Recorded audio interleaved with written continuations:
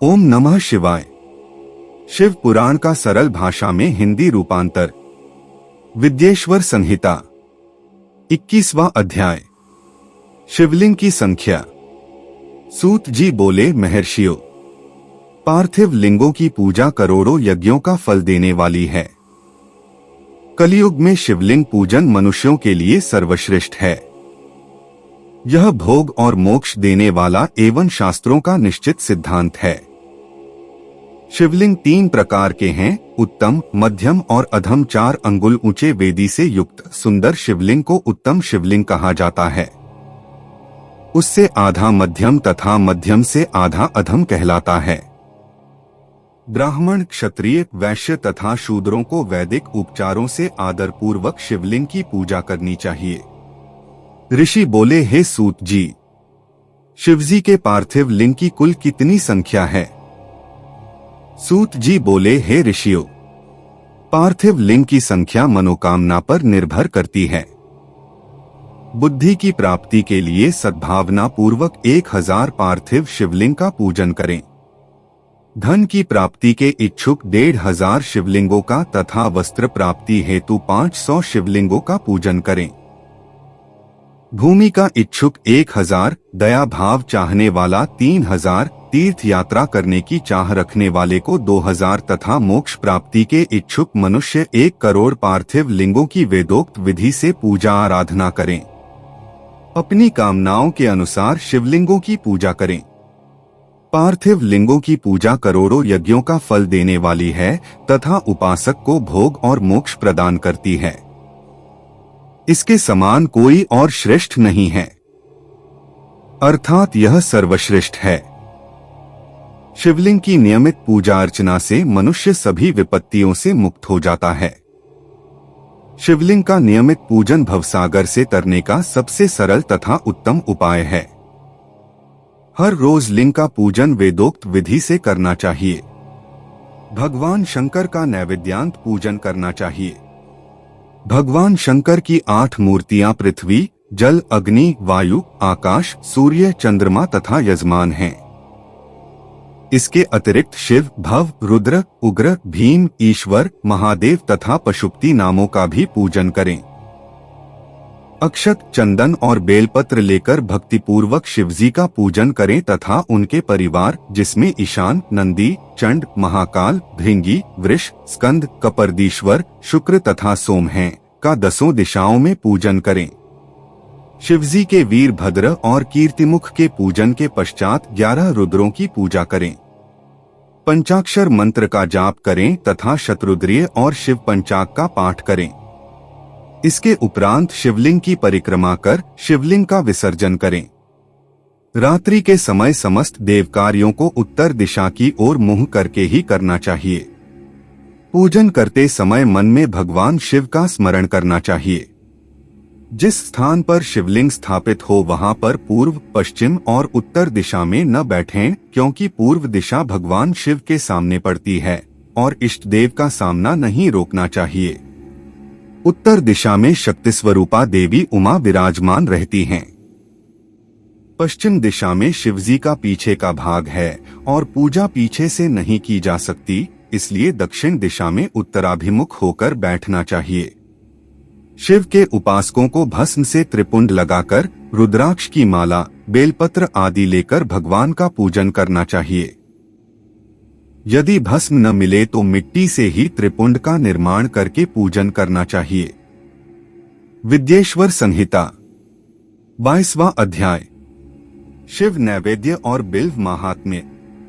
ऋषि बोले, हे सूत जी, हमने पूर्व में सुना है कि शिव का नैवेद्य ग्रहण नहीं करना चाहिए। इस संबंध में शास्त्र क्या कहते हैं?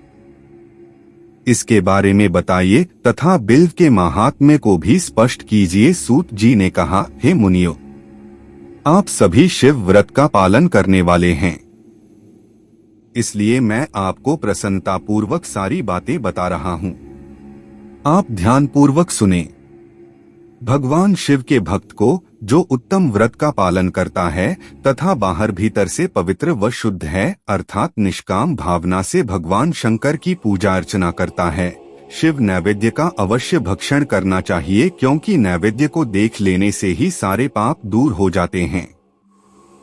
उसको ग्रहण करने से बहुत पुण्यों का फल मिलता है। नैवेद्य को खाने से हजारों और अरबों यज्ञों का पुण्य अंदर आ जाता है। जिसके घर में शिवजी के नैवेद्य का प्रचार होता है, उसका घर तो पवित्र है ही, बल्कि वह साथ के अन्य घरों को भी पवित्र कर देता है। इसलिए सिर झुकाकर प्रसन्नतापूर्वक एवं भक्ति भावना से इसे ग्रहण करें और इसे खा लें। जो मनुष्य इसे ग्रहण करने या लेने में विलंब करता है, वह पाप का भागी होता है। शिव की दीक्षा से युक्त शिव भक्त के लिए नैवेद्य महाप्रसाद है।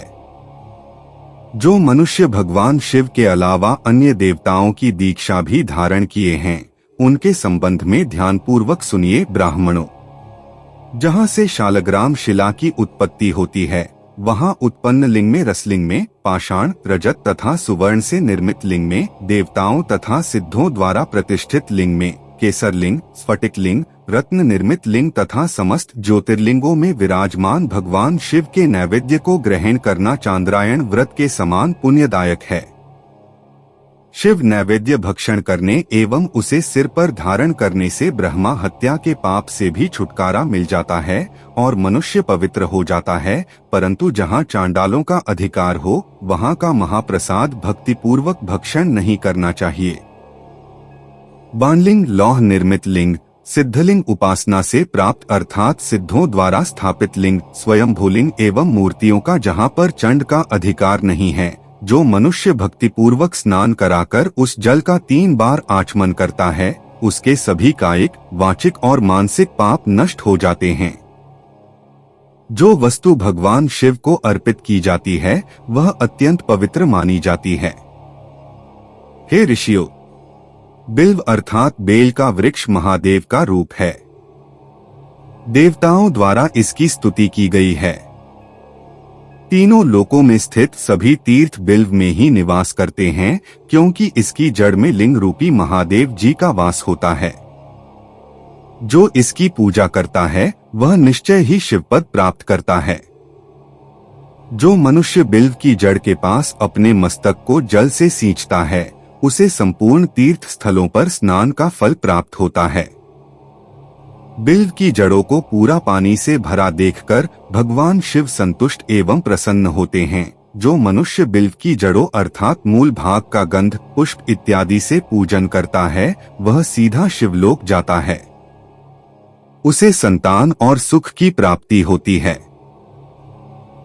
भक्तिपूर्वक पवित्र मन से बिल्व की जड़ में दीपक जलाने वाला मनुष्य सब पापों से छूट जाता है।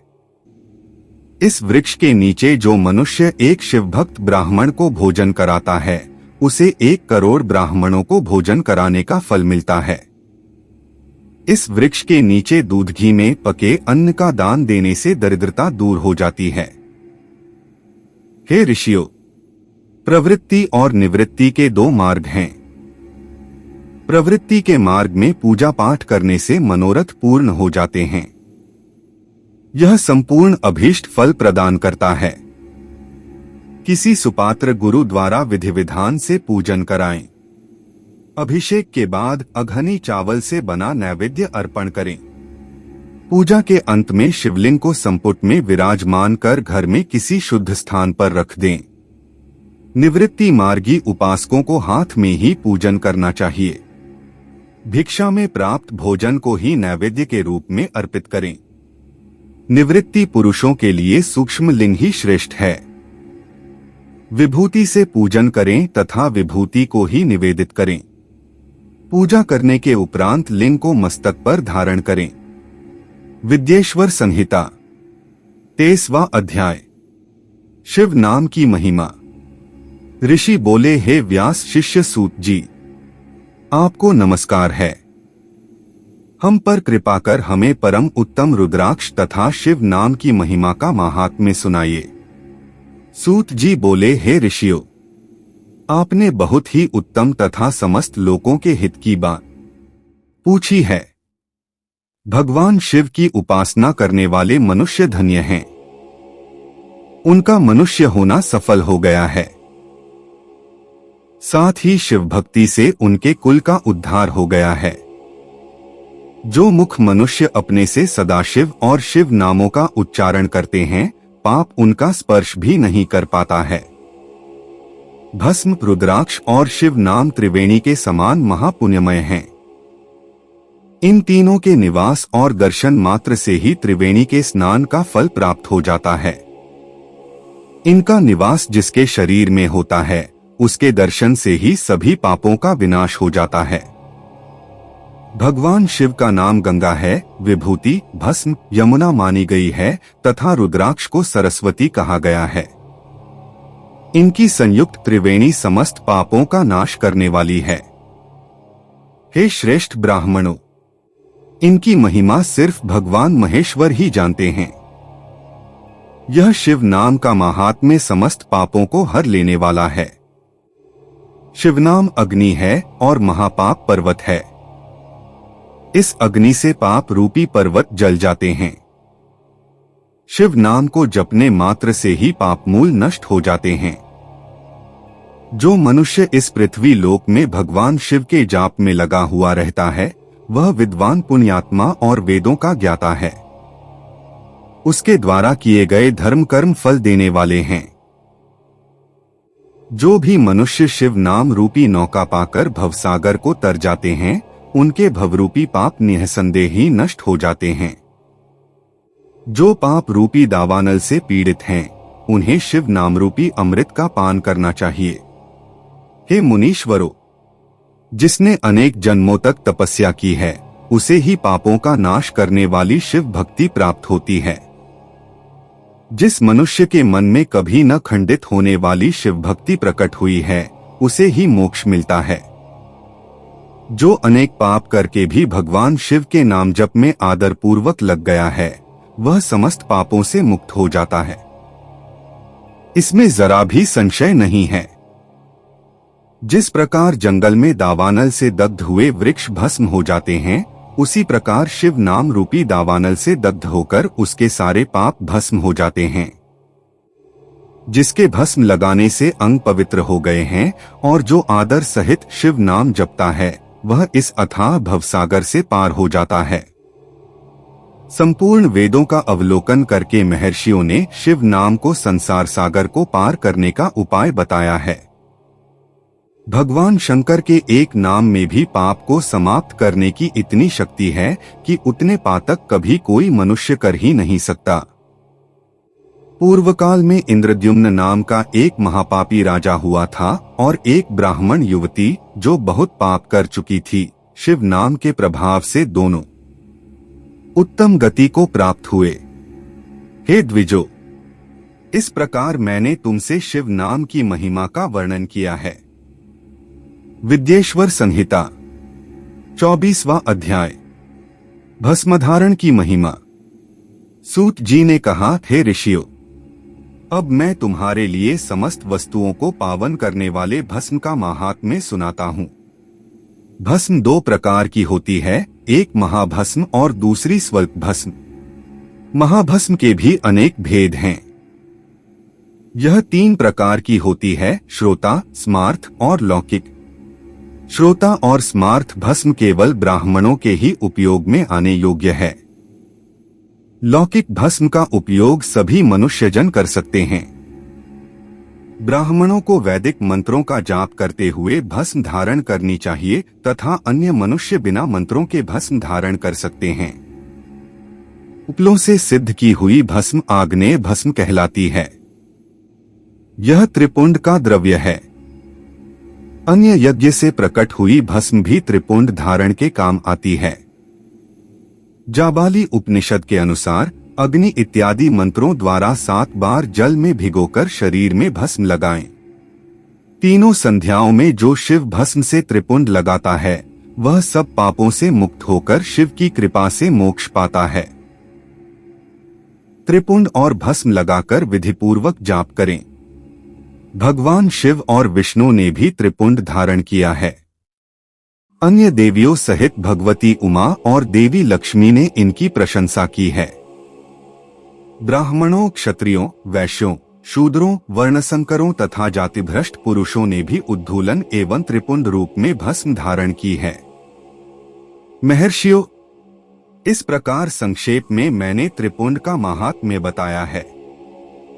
यह समस्त प्राणियों के लिए गोपनीय है। ललाट अर्थात माथे पर भौहों के मध्य भाग से भौहों के अंत भाग जितना बड़ा त्रिपुंड ललाट में धारण करना चाहिए। मध्यमा और अनामिका अंगुली से 2 रेखाएं करके अंगूठे द्वारा बीच में सीधी रेखा त्रिपुंड कहलाती है। त्रिपुंड अत्यंत उत्तम तथा भोग और मोक्ष देने वाला है। त्रिपुंड की एक एक रेखा में 9 देवता हैं, जो सभी अंगों में स्थित हैं। प्रणव का प्रथम अक्षर अकार, गार्हपत्य अग्नि, पृथ्वी, धर्म, रजोगुण, ऋग्वेद, क्रियाशक्ति, प्रातः सवन तथा महादेव, ये त्रिपुंड की प्रथम रेखा के 9 देवता हैं। प्रणव का दूसरा अक्षर उकार, दक्षिणाग्नि, आकाश, सत्वगुण, यजुर्वेद, मध्य दिन सवन, इच्छाशक्ति, अंतरात्मा तथा महेश्वर, ये दूसरी रेखा के 9 देवता हैं।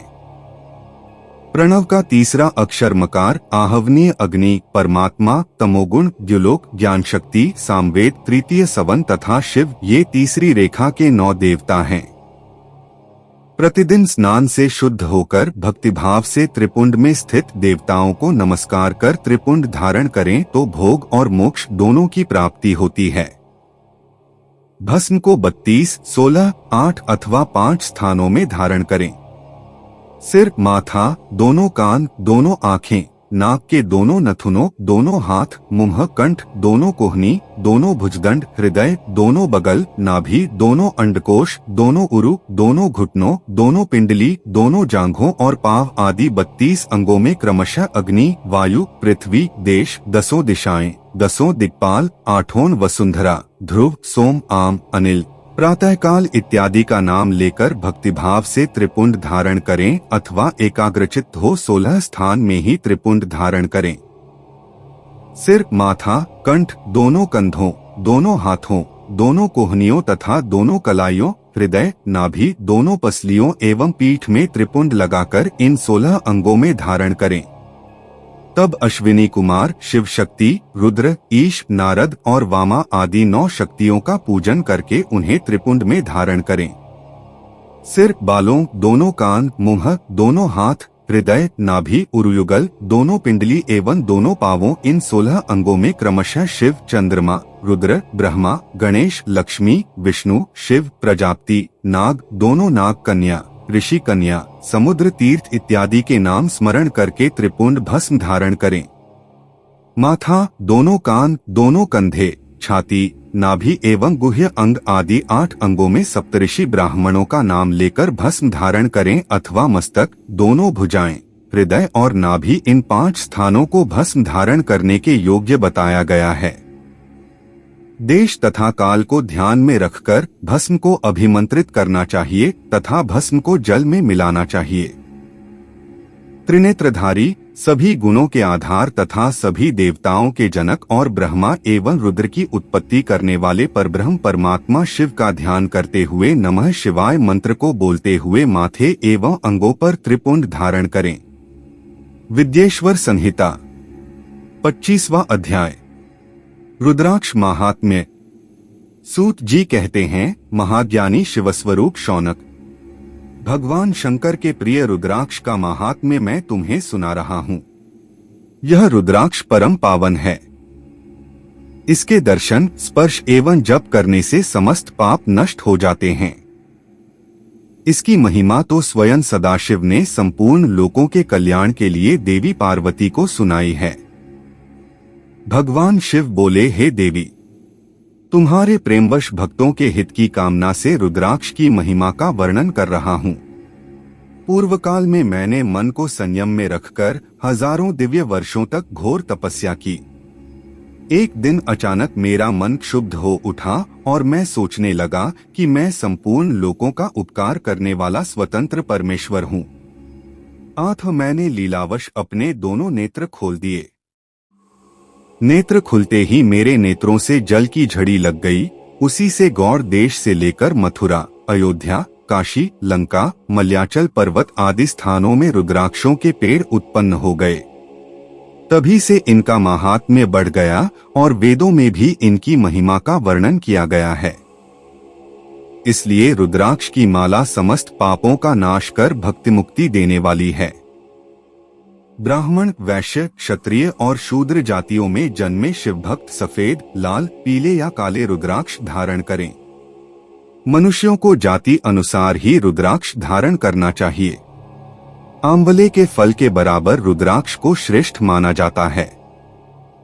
बेर के फल के बराबर को मध्यम श्रेणी का और चने के आकार के रुद्राक्ष को निम्न श्रेणी का माना जाता है। हे देवी, बेर के समान रुद्राक्ष छोटा होने पर भी लोक में उत्तम फल देने वाला तथा सुख सौभाग्य की वृद्धि करने वाला होता है। जो रुद्राक्ष आंवले के बराबर है वह सभी अनिष्टों का विनाश करने वाला तथा सभी मनोरथों को पूर्ण करने वाला होता है। रुद्राक्ष जैसे जैसे छोटा होता है वैसे ही वैसे अधिक फल देने वाला होता है। पापों का नाश करने के लिए रुद्राक्ष धारण अवश्य करना चाहिए। यह संपूर्ण अभीष्ट फलों की प्राप्ति सुनिश्चित करता है। लोक में मंगलमय रुद्राक्ष जैसा फल देने वाला कुछ भी नहीं है। समान आकार वाले चिकने, गोल, मजबूत, मोटे, कांटेदार रुद्राक्ष, उभरे हुए छोटे छोटे दानों वाले रुद्राक्ष सब मनोरथ सिद्धि एवं भक्ति मुक्ति दायक हैं, किंतु कीड़ों द्वारा खाए गए, टूटे फूटे, कांटों से युक्त तथा जो पूरा गोल न हो, इन 5 प्रकार के रुद्राक्षों का त्याग करें। जिस रुद्राक्ष में अपने आप डोरा पिरोने के लिए छेद हो वही उत्तम माना गया है। जिसमें मनुष्य द्वारा छेद किया हो उसे मध्यम श्रेणी का माना जाता है। इस जगत 1100 रुद्राक्ष धारण करके मनुष्य जो फल पाता है उसका में वर्णन नहीं किया जा सकता। भक्तिमान पुरुष 550 रुद्राक्ष के दानों का मुकुट बना ले और उसे सिर पर धारण करे। 360 दानों का हार बना ले, ऐसे 3 हार बनाकर उनका यज्ञोपवीत धारण करे। महर्षियों, सिर पर ईशान मंत्र से, कान में तत्पुरुष मंत्र से रुद्राक्ष धारण करना चाहिए। गले में रुद्राक्ष, मस्तक पर त्रिपुंडधारी रुद्राक्ष पहने नमः शिवाय मंत्र का जाप करने वाला मनुष्य यमपुर को नहीं जाता। रुद्राक्ष माला पर मंत्र जपने का करोड़ गुना फल मिलता है। 3 मुख वाला रुद्राक्ष साधन सिद्ध करता है एवं विद्याओं में निपुण बनाता है। 4 मुख वाला रुद्राक्ष ब्रह्म स्वरूप है। इसके दर्शन एवं पूजन से नरहत्या का पाप छूट जाता है। यह धर्म, अर्थ, काम, मोक्ष आदि चारों पुरुषार्थों का फल देता है। 5 मुख वाले रुद्राक्ष को कालाग्नि अर्थात पंचमुखी कहा जाता है। यह सर्व कामनाएं पूर्ण कर मोक्ष प्रदान करता है। अभोग्य स्त्रियों को भोगने के पाप तथा भक्षण के पापों से मुक्त हो जाता है। 6 मुखी रुद्राक्ष कार्तिकेय का स्वरूप है। इसको सीधी बाह में बांधने से ब्रह्महत्या के दोष से मुक्ति मिलती है। सप्तमुखी रुद्राक्ष धारण करने से धन की प्राप्ति होती है। 8 मुखों वाला रुद्राक्ष भैरव का स्वरूप है। इसे धारण करने से लंबी आयु प्राप्त होती है और मरने पर शिवपद प्राप्त हो जाता है। 9 मुखों वाला रुद्राक्ष भैरव तथा कपिल मुनि का स्वरूप माना जाता है और भगवती दुर्गा उसकी अधिष्ठात्री देवी मानी गई हैं। इसे बाएं हाथ में धारण करने से समस्त वैभवों की प्राप्ति होती है। 10 मुख वाला रुद्राक्ष साक्षात भगवान विष्णु का रूप है। इसे धारण करने से सभी मनोरथ पूर्ण हो जाते हैं। 11 मुख वाला रुद्राक्ष रुद्र रूप है। इसको धारण करने से मनुष्य को सब स्थानों पर विजय मिलती है। 12 मुख वाले रुद्राक्ष को बालों में धारण करने से मस्तक पर 11 सूर्यों के समान तेज प्राप्त होता है। 13 मुख वाला रुद्राक्ष विश्वदेवों का स्वरूप है। इसे धारण करने से सौभाग्य और मंगल का लाभ मिलता है। 14 मुख वाला रुद्राक्ष साक्षात शिव स्वरूप है। इसे भक्तिपूर्वक मस्तक पर धारण करने से समस्त पापों का नाश हो जाता है। इस प्रकार मुखों के भेद से रुद्राक्ष के 14 भेद बताए गए हैं। हे पार्वती जी, अब मैं तुम्हें रुद्राक्ष धारण के मंत्र सुनाता हूँ। 1 ह्री नमः, 2 नमः, 3 क्ली नमः, 4 ह्री नमः, 5 ह्री नमः, 6 ह्री हो नमः, 7 हो नमः, 8 हो नमः, 9 हो नमः, 10 ह्री हो नमः, 11 ह्री हो नमः, 12 हो नमः, 13 क्रोक्षौरो नमः तथा 14 ह्री नमः। इन 14 मंत्रों द्वारा क्रमशः 1 से लेकर 14 मुख वाले रुद्राक्ष को धारण करने का विधान है। साधक को नींद और आलस्य का त्याग कर श्रद्धा भक्ति से मंत्रों द्वारा रुद्राक्ष धारण करना चाहिए। रुद्राक्ष की माला धारण करने वाले मनुष्य को देखकर भूत, प्रेत, पिशाच, डाकिनी, शाकिनी दूर भाग जाते हैं। रुद्राक्षधारी पुरुष को देखकर स्वयं भगवान विष्णु, देवी दुर्गा, गणेश, सूर्य तथा अन्य देवता भी प्रसन्न हो जाते हैं। इसलिए धर्म की वृद्धि के लिए भक्तिपूर्वक मंत्रों द्वारा विधिवत रुद्राक्ष धारण करना चाहिए। मुनीश्वर, भगवान शिव ने देवी पार्वती से जो कुछ कहा था वह मैंने आपको कह सुनाया है। मैंने आपके समक्ष विद्येश्वर संहिता का वर्णन किया है। यह संहिता संपूर्ण सिद्धियों को देने वाली तथा भगवान शिव की आज्ञा से मोक्ष प्रदान करने वाली है। जो मनुष्य इसे नित्य पढ़ते अथवा सुनते हैं वे पुत्र पौत्रादि के सुख भोग कर सुखमय जीवन व्यतीत करके अंत में शिवरूप होकर मुक्त हो जाते हैं। विद्येश्वर संहिता संपूर्ण